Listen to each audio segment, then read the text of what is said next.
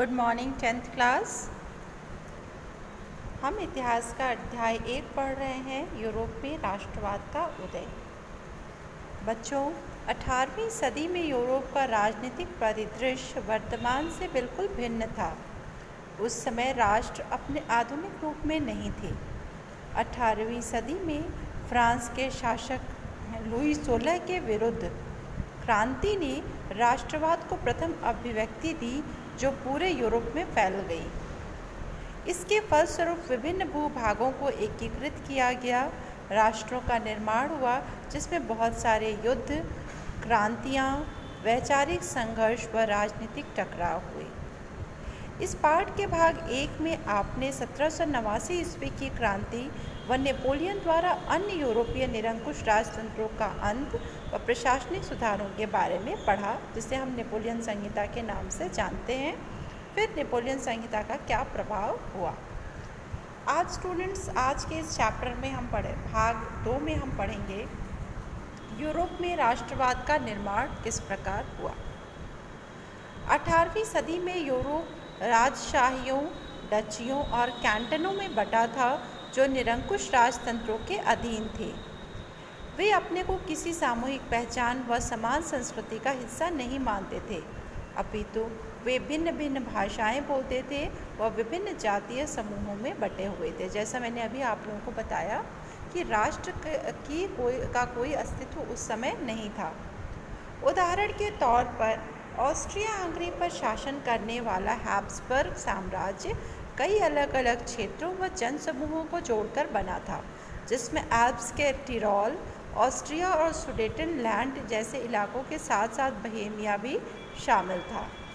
Habsburg में Lombardy और Venetia जैसे इतालवी भाषी प्रांत भी शामिल थे। इन भिन्न भिन्न समूहों को बांधने वाला तत्व केवल सम्राट के प्रति निष्ठा थी। सामाजिक व राजनीतिक रूप से ज़मीन का मालिक कुलीन वर्ग यूरोपीय महाद्वीप का सबसे प्रभुत्वशाली परंतु संख्या में सबसे छोटा समूह था। अधिकतर यूरोपीय जनसंख्या कृषक थी। पूर्वी व मध्य यूरोप में भूमि विशाल जागीरदारों में बटी थी, जिस पर भूदास खेती करते थे, जबकि पश्चिम में ज़्यादातर ज़मीन पर किराएदार और छोटे काश्तकार खेती करते थे। जो काश्तकार ऐसे लोग होते थे जो कि जागीरदार से भूमि उधार लेकर के खेती करते थे और बदले में कुछ निश्चित लगान जागीरदार को चुकाते थे।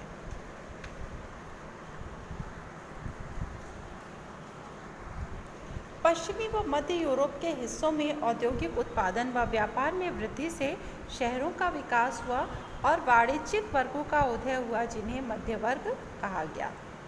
कुलीन विशेषाधिकारों की समाप्ति के बाद शिक्षित और उदारवादी मध्य वर्गों के बीच राष्ट्रवाद की विचारधारा लोकप्रिय हुई। तो जो उच्च वर्ग था और जो एकदम निम्न वर्ग था, कारीगर थे, मजदूर थे, उनके बीच एक वाणिज्यिक वर्ग का उदय हुआ, जो पढ़े लिखे भी थे और जागरूक भी थे अपने अधिकारों के प्रति, जैसा मैंने आप लोगों को भाग 1 में बताया था। उदारवादी राष्ट्रवाद। उस समय यूरोप में उदारवादी राष्ट्रवाद की भावना बहुत लोकप्रिय हुई। यूरोप में 19वीं सदी के शुरुआती दशकों में नए मध्य वर्गों के लिए उदारवाद का मतलब था व्यक्ति के लिए आज़ादी और कानून के समक्ष सबकी बराबरी। राजनीतिक रूप से उदारवाद एक ऐसी सरकार पर जोर देता था जो सर्वसहमति से बनी हो।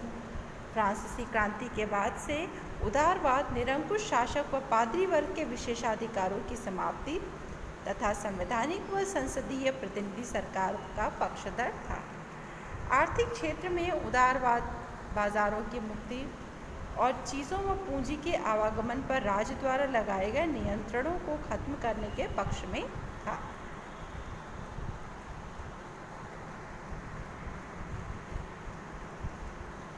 भिन्न भिन्न नाप तौल व्यवस्था व जगह जगह लगने वाले सीमा शुल्कों को नए वाणिज्यिक मध्य वर्ग ने आर्थिक विनिमय व विकास का बाद में बाधक मानते हुए एक ऐसे एकीकृत आर्थिक क्षेत्र के निर्माण के पक्ष में तर्क दिए, जहां लोगों, वस्तुओं और पूंजी का आवागमन बाधा रहित हो। तो जो उदारवादी मध्य वर्ग था, वह ज़्यादातर सबकी समानता का पक्षपोषक रहा। उसने आर्थिक क्षेत्र में, राजनीतिक क्षेत्र में और सामाजिक क्षेत्र में समानता की वकालत की।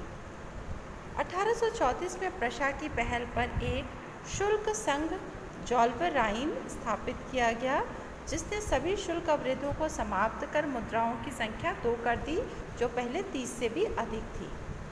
रेलवे के बढ़ते जाल ने आर्थिक गतिशीलता को बढ़ावा दिया और इस आर्थिक गतिशीलता के कारण भी राष्ट्रवादी भावनाओं को मजबूती मिली। अब हम देखते हैं 1815 में जब नेपोलियन को सभी मित्र राष्ट्रों ने हरा दिया, उसके बाद का जो राजनीतिक परिदृश्य था वो क्या था। 1815 में नेपोलियन के हार के बाद यूरोपीय सरकारें रूढ़िवाद की भावना से प्रेरित थीं। रूढ़िवादी मानते थे कि राज्य और समाज की स्थापित पारंपरिक संस्थाएं जैसे राजतंत्र, चर्च, सामाजिक ऊंच नीच, संपत्ति और परिवार को बनाए रखना चाहिए। उसी समय वियना में एक सम्मेलन का आयोजन किया गया, जिसे हम वियना कांग्रेस कहते हैं। 1815 में ब्रिटेन, रूस, प्रशा और ऑस्ट्रिया जैसे यूरोपीय शक्तियों जिन्होंने मिलकर नेपोलियन को हराया था, उनके प्रतिनिधि यूरोप के लिए एक समझौता तैयार करने के लिए वियना में मिले। इस सम्मेलन वियना कांग्रेस की मेजबानी ऑस्ट्रिया के चांसलर ड्यूक मैटरनिख ने की।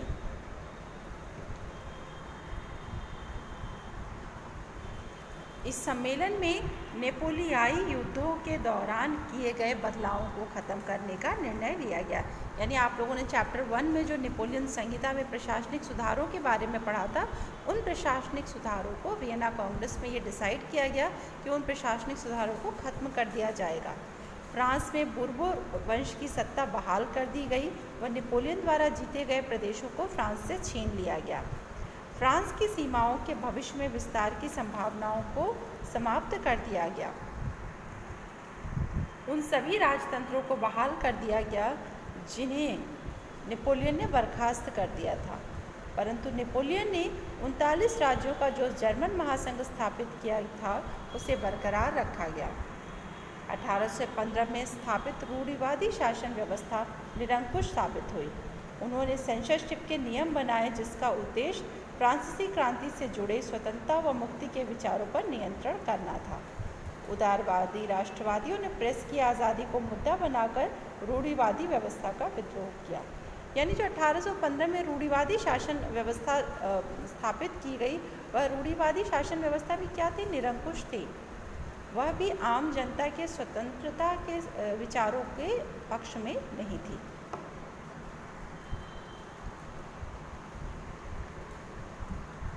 इसी के फलस्वरूप अनेक क्रांतिकारी संगठनों की स्थापना हुई। 1815 के पश्चात उग्र दमन के भय से अनेक उदारवादी राष्ट्रवादी भूमिगत होने को विवश हो गए। इसी बीच अनेक गुप्त क्रांतिकारी संगठन उभर कर आए, जिन्होंने राजतंत्रीय व्यवस्था के विरोधी क्रांतिकारियों को प्रशिक्षण देने का कार्य किया। क्रांतिकारियों का उद्देश्य नए राष्ट्र राज्यों की स्थापना करना व वियना कांग्रेस के बाद स्थापित व्यवस्थाओं का विरोध करना था। इनमें इटली का जूसेपी मेत्सिनी एक उल्लेखनीय क्रांतिकारी था, जिसने 2 भूमिगत संगठनों की स्थापना की। पहला था मार्सेई में यंग इटली और दूसरा बर्न में यंग यूरोप, जिसके सदस्य पोलैंड, फ्रांस, इटली, जर्मनी आदि में समान विचार रखने वाले युवा थे। इटली के एकीकरण में मेत्सिनी ने बहुत ही महत्वपूर्ण भूमिका निभाई। ऑस्ट्रिया के चांसलर ने मेत्सिनी के क्रांतिकारी विचारों को देखते हुए कहा था कि मेत्सिनी हमारी सामाजिक व्यवस्था का खतरनाक दुश्मन है। इस प्रकार स्टूडेंट्स, इस चैप्टर में आपने देखा कि नेपोलियन को हराने के पश्चात किस प्रकार रूढ़िवादी शासन व्यवस्था लागू हुई, और इस रूढ़िवादी शासन व्यवस्था यह भी ज़्यादा दिन चल नहीं पाई और अनेक क्रांतिकारी संगठनों की स्थापना हुई, जिन्होंने ये जो रूढ़िवादी शासन व्यवस्था थी उसके विरुद्ध आंदोलन किया।